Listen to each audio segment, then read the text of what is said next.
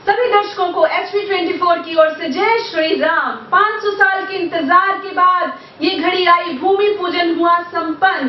चारों ओर राम नाम की लहर, लोगों ने एक दूसरे को दी बधाई। कहीं ढोल नगाड़े, कहीं संगीत के साथ किया गया मर्यादा पुरुषोत्तम राम लला का स्वागत।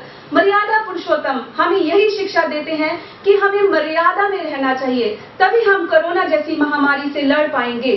5 अगस्त का ये दिन एक ऐतिहासिक दिन है। 5 अगस्त तक 5 नहीं, ये पंचामृत कहलाएगा। एक रामायण फिर से अब राम मंदिर का लिखा जाएगा।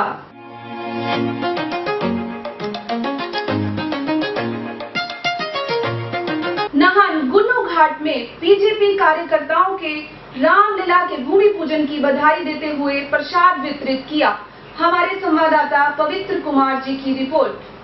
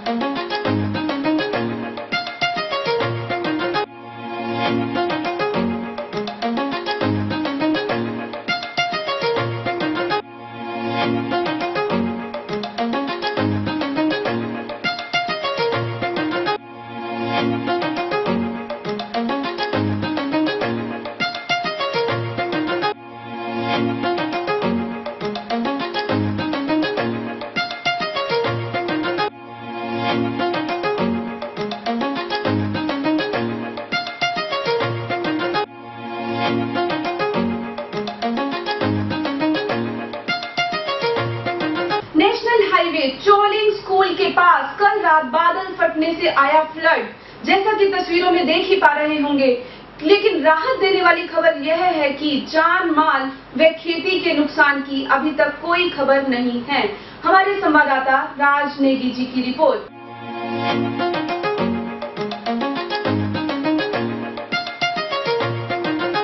हम आपको ले चलते हैं सोलन, जहां भाजपा नेता डॉक्टर राजेश कश्यप जी ने रामलला के मंदिर के भूमि पूजन के उपलक्ष्य में ढोल बजवाकर बड़ी उमंग के साथ अपनी खुशी जाहिर की और एक दूसरे को जय श्री राम कहकर बधाई दी। HV24 की रिपोर्टर प्रीति राठौर जी की रिपोर्ट।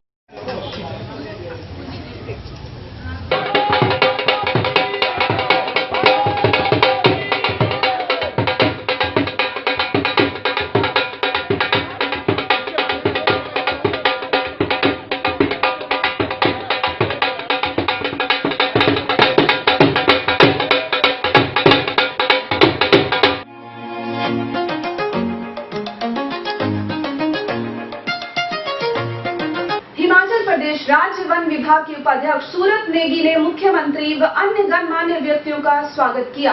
उन्होंने वीडियो कॉन्फ्रेंसिंग के माध्यम से जिला में करोड़ों रुपए की परियोजनाएं समर्पित करने के लिए मुख्यमंत्री जी का आभार व्यक्त किया। उन्होंने कहा कि जिला की सभी 65 पंचायत राज्य सरकार की विकासात्मक योजनाओं का लाभ उठा रही हैं। कृषि ग्रामीण विकास पंचायती राज मंत्री वीरेंद्र कंवर, विधायक अर्जुन सिंह व जीत राम कटवाल, अध्यक्ष विपणन बोर्ड बलदेव भंडारी, अध्यक्ष APMC शिमला किन्नौर नरेश शर्मा, मुख्यमंत्री के सलाहकार डॉक्टर RN बत्ता, उपायुक्त किन्नौर गोपाल चंद तथा अन्य गणमान्य व्यक्ति भी उपस्थित थे।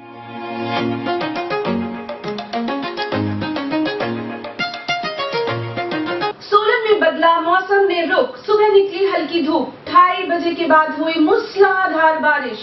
HP24 की संवाददाता प्रीति राठौर जी की रिपोर्ट।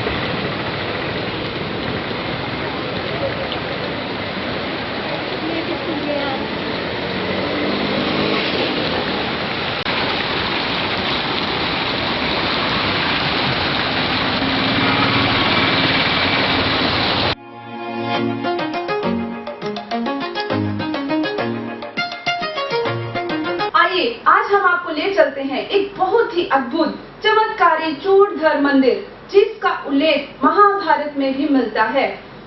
यह मंदिर शिमला और सिरमौर की सबसे ऊंची चोटी पर है। आइए हमारे चैनल के संवाददाता लवीश सिंगला जी से जानते हैं। जैसा कि आप मेरे पीछे देख पा रहे हैं, ये मंदिर की धर्मशाला जिसकी छत बिल्कुल टूट चुकी है। इस बार 40 फुट बर्फ ने ये पूरी छत तोड़ दी। बहुत ही ज़्यादा यहाँ पर नुकसान हुआ है। लगभग 5000 कंबल यहाँ पर भीग गया, जिसे धोकर सुखाने में बहुत ही समिति को बहुत ही कड़ी मशक्कत करनी पड़ी। आप ये सारा देख सकते हैं। ये लोहा जो पिछले कुछ ही वर्षों में लगाया गया था, इस बार बर्फ ने बिल्कुल ही इसको खत्म कर दिया। मंदिर समिति बार बार लोगों से यही अपील कर रही है कि यहाँ पर मत आए, क्योंकि इस बार यहाँ ठहरने का या खाने का कोई इंतजामात समिति आपको नहीं दे सकती। सभी ढाबे यहाँ पर बंद हैं, सभी दुकानें इस समय यहाँ पर बंद हैं, और समिति दिन रात आपको इन धर्मशाला को ठीक करने में लगे हुए हैं, ताकि अगले साल ये लगभग ठीक हो जाए। ये जैसा कि आप देख सकते हैं, ये लंगर का रास्ता जो बर्फ ने इस बार बिल्कुल तहस नहस कर डाला था। काफ़ी मुशक्कत के बाद इसको चलने लायक बनाया गया। अब मैं आपको दिखाता हूँ धर्मशाला के हाल। ये देखिए, पूरी की पूरी छत टूट चुकी है, और इन सब कमरों के अंदर कंबल रखे हुए थे जो बिल्कुल भीग चुके थे। समिति के लोगों ने कड़ी मुशक्कत के बाद इनको ठीक करने के प्रयास में दिन रात मेहनत करते हुए, दिन रात लोगों की सेवा में तत्पर चूड़ेश्वर सेवा समिति चूड़धार आप लोगों की सेवा के लिए। जो भी श्रद्धालु चूड़धार में आते हैं वो ये जानते हैं कि कैसे यहाँ पर 5-5 हजार व्यक्ति एक रात में इकट्ठे हो जाते हैं, और समिति किस तरह उन सबको कंबल और खाना प्रोवाइड कराती है। ये अपने आप में एक बहुत बड़ी बात है। इतनी हाइट पर जहाँ पर पानी भी ना मिले, वहाँ आपको खाना और रहने के लिए ये धर्मशाला थी, कंबल दिए जाते हैं समिति की तरफ से। वो सब इस बार खराब हो गए। लगभग 2 महीने का राशन समिति का इस बार बर्फ की वजह से खराब हो चुका है। चूड़ेश्वर सेवा समिति के मैनेजर श्री बाबूराम जी से, जो हमें यहाँ के बारे में अवगत कराएंगे। श्री बाबूराम जी, नमस्कार जी। जय चूड़ेश्वर महाराज जी, जय श्री महाराज। तो बाबूराम जी, आपकी समिति का यहाँ क्या कार्य है? आपका क्या नाम है? हमारी जो ये सेवा समिति है, ये एक श्रद्धालुओं का जत्था है जी, इसमें सब लोग जुड़े हुए हैं। तो हमारा यहाँ पे मेन काम रहता है सेवा समिति का। जितने भी श्रद्धालु यहाँ पे मई से लेकर के नवंबर तक आते हैं, हम सब श्रद्धालुओं को निःशुल्क भोजन कराते हैं और उन्हें निःशुल्क ज्ञान भी कराते हैं। जितने मर्जी श्रद्धालु आ जाए, जितने भी श्रद्धालु आ जाएंगे, हमारे पास समिति में ठहराने के लिए भी काफी व्यवस्था है। और भोजन तो खैर जो हमारे पास ठहरता है या कहीं भी ठहरता है, वो भोजन समिति में ही करता है। तो इसके लिए फंड आप लोगों को कहाँ से प्रोवाइड किया जाए? ये जो हमारे चूड़ेश्वर महाराज के जो भक्तगण है, वो अपनी सालाना आय में से मात्र 2100 रुपये देते हैं, और उन्हीं सब श्रद्धालुओं की तरफ से यहाँ पे 6 महीने जितने भी श्रद्धालु आते हैं उनके लिए भोजन व ठहरने की व्यवस्था की जाती है। तो जिस तरह ये इतना जंगल क्रॉस करके आना होता है, और रात को कोई जंगल में फंस जाए, तो उसका भी यहाँ पर कुछ इंतजाम आप लोग करते हैं? बहुत बार ऐसा होता है जी कि जैसे बाहर से यहाँ पे बहुत में सामान था, हमारे 4-5 हजार कंबल है हमारे पास, रजाइयाँ हैं हमारे पास, तो सारा सामान भीग गया। राशन पानी था नीचे, वो भी सारा खराब हो गया। मतलब बारिश में उसमें पूरी सर्दी का पानी, टॉयलेट बाथरूम्स की सारी छतें, और ये हमारे जो टॉयलेट वगैरह देख रहे हैं आप, इसकी सारी छतें टूट गई। तो इस बार यहाँ पे भारी बर्फबारी के कारण बहुत सारी क्षति हुई है। तो आपका लगभग अनुमान कितना है यहाँ पर इस बार क्षति का? ये अब देख लो जी आप, इतना यहाँ पे कैरेज लाने में हमने मुश्किल से तैयार की हुई थी छत, और फिर टूट गई। अब दोबारा सामान लाना पड़ेगा, यहाँ पहुँचाना पड़ेगा। तो यह कि 25-30 लाख का तो हमारा ये कम से कम नुकसान हुआ है जी। इस बार तो बहुत भयंकर नुकसान सेवा समिति का हुआ है। हाँ, सेवा समिति का बड़ा भारी नुकसान हुआ है जी। और अभी हमारे पास यहाँ पे अब लगभग जब तक छत नहीं लग जाती है, कोई ऐसी व्यवस्था नहीं है। तो आप क्या अपील करना चाहेंगे हमारे दर्शकों से? मेरा चूड़ेश्वर महाराज जी के सभी श्रद्धालुओं से निवेदन रहेगा कि कृपया, जिस तरह आप लोग जानते हैं इस बार महामारी के चलते हुए यात्रा बंद है, तो चूड़धार की भी यात्रा पूर्ण रूप से बंद है। यहाँ पर ठहरने व खाने पीने की कोई व्यवस्था नहीं है। यहाँ पे मंदिर कमेटी की तरफ से जो कैंटीन है और जो ढाबे वगैरह है वो भी पूर्ण रूप से बंद है। यहाँ पे कोई व्यवस्था नहीं है। तो जो भी श्रद्धालु महाराज की यात्रा पे आने की सोच रहे हैं उनसे मेरा यही निवेदन है कि कृपया जब तक प्रशासन के आदेश न आए, कृपया चूड़धार। जैसा कि आप लोगों को पता है कि यहाँ पर रहने और खाने की व्यवस्था चूड़ेश्वर सेवा समिति द्वारा की जाती है, जिसका इस बार यहाँ पर बहुत ज़्यादा नुकसान हो गया है। छत पूरी की पूरी टूट चुकी है, सारा का सारा सामान खराब हो चुका है। मैं लोगों से यही अपील करूंगा कि इस बार चूड़धार ना आकर के समिति का सहयोग करें, और जितना अधिक से अधिक आप लोग यहाँ पर समिति का सहयोग करना चाहते हैं, कृपया करके ज़्यादा से ज़्यादा यहाँ पर इनका समर्थन दें, इनका सहयोग करें, ताकि ये काम शीघ्र अतिशीघ्र पूरा हो सके आप लोगों की मदद से। आप लोगों को बाबूराम जी का नंबर, इनका लिंक वीडियो के डिस्क्रिप्शन में दे दिया जाएगा। जय श्री गुरु महाराज। जय चूड़ेश्वर महाराज।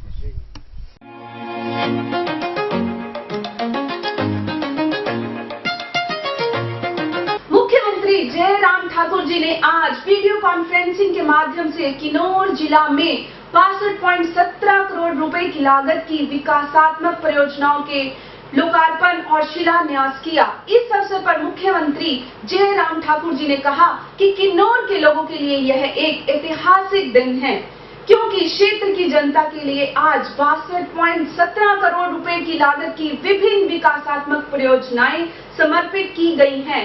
उनका कहना है कि इसी प्रकार देश के लोगों के लिए भी यह एक स्वर्णिम दिन है, क्योंकि प्रधानमंत्री नरेंद्र मोदी आज भगवान श्री राम के मंदिर का भूमि पूजन कर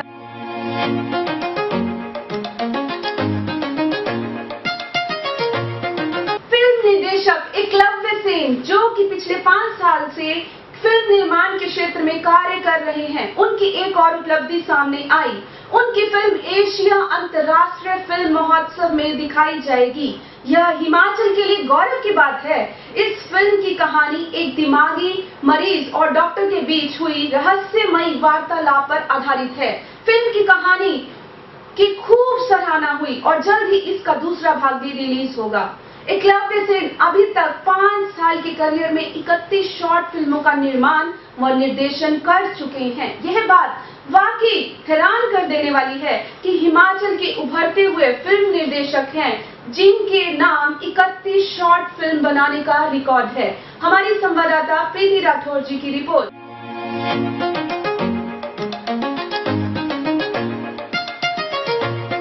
मंडी संसदीय क्षेत्र के सांसद राम स्वरूप शर्मा जी ने कहा कि वर्तमान राज्य सरकारों के 2.5 वर्ष के कार्यकाल में अभूतपूर्व विकास हुआ है। उन्होंने राज्य सरकार द्वारा आरंभ की गई विभिन्न कल्याणकारी योजनाओं की भी विस्तृत जानकारी दी। उन्होंने राज्य सरकार द्वारा कोरोना महामारी से निपटने के लिए उठाए गए प्रभावी कदमों की सराहना की।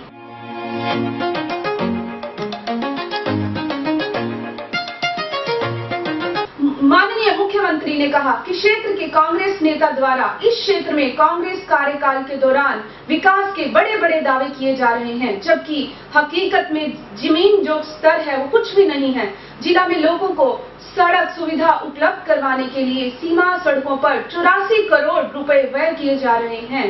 इस क्षेत्र की 65 पंचायतों में से 60 पंचायतों को सड़कों से जोड़ा जा चुका है। शेष पंचायतों को भी शीघ्र ही सड़कों से जोड़ा जाएगा। इस अवसर पर जिला किन्नौर की विकासात्मक यात्रा पर आधारित वृत्त चित्र भी प्रदर्शित किया गया। HP24 के संवाददाता राज नेगी जी की रिपोर्ट।